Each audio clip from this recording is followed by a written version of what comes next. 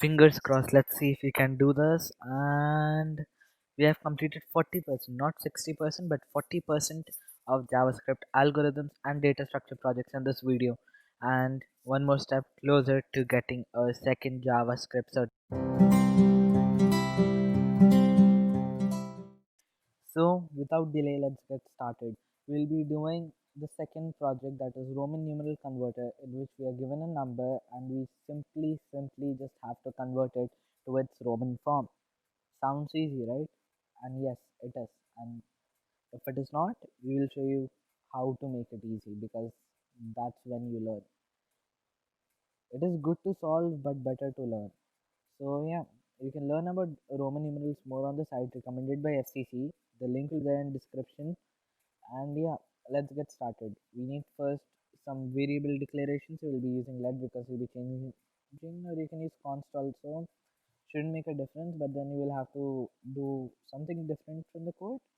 And I want you to play with it and see. So first we need an array. So the first array we'll be using will be numbers array. Then Roman numeral, no, let's call it Rn. The next, basically it will contain all the letters, and then finally we'll have something called a Roman string, which will be returned with the Roman value kind of. Basically for 2 it will be returning 2 i's and stuff like that.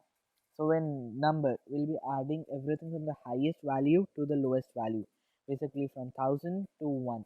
Just count backwards. So we'll have 1000, then next value we'll have 900, then 500, then 400, then 100, then we have 90, then we have 50. After 90 we have 50, and then we have 40, and then we have 10, 9, 5, 4, and 1. Now in Roman numerals array, here's the catch. If we are having 1000 at the first, then we should have m, the value that corresponds with 1000 in Rn at the same index, so 0 0 and so on. You will realize that really soon. And yeah, the next we can have Cm, that will be 900. Then we'll have D, that is 500.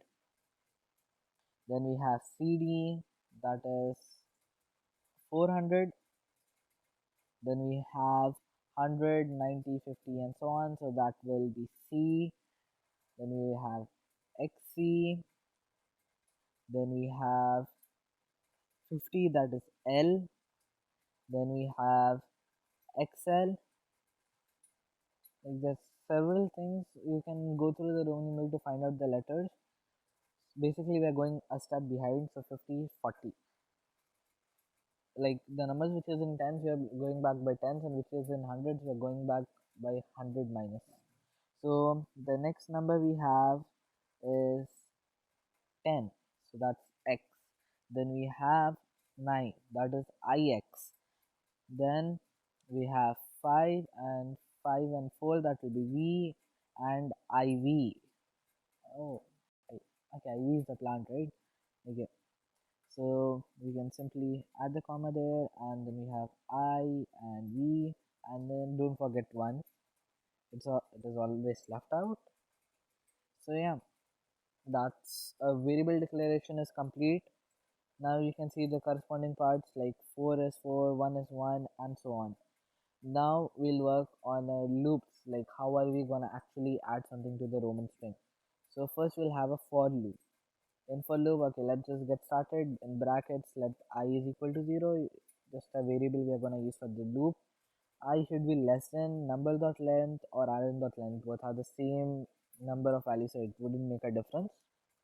And yeah, we want the loop to do something. So yeah, how many times that is there? So we have to do I plus plus, that is each time I increases by 1. Basically we are looping through the entire list. Now the next step, we'll have a while statement. Okay, number.length, you can just count 13, and then you can count of Rn also, and it shouldn't make a difference. So in for loop we'll have another while loop, and this is not very complicated. The num is always greater or equal to the number slash I. Basically if num is 36, we want this while loop to only work when the num slash I is 10. So it is in greater than that in a sense. Okay, now we see it's a potential infinite loop at the moment. We'll work on it just in a sec. So we can have Roman. First we'll do the string work, like what's the main part of today's video. So Roman is plus equals rn slash in brackets I, basically rn index of I.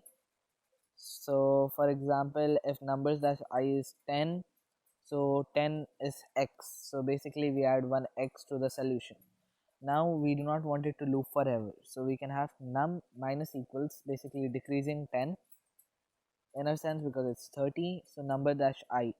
So if we have 30, we can just minus 10. So if you have 30, we are just repeating it 3 times and we are getting x.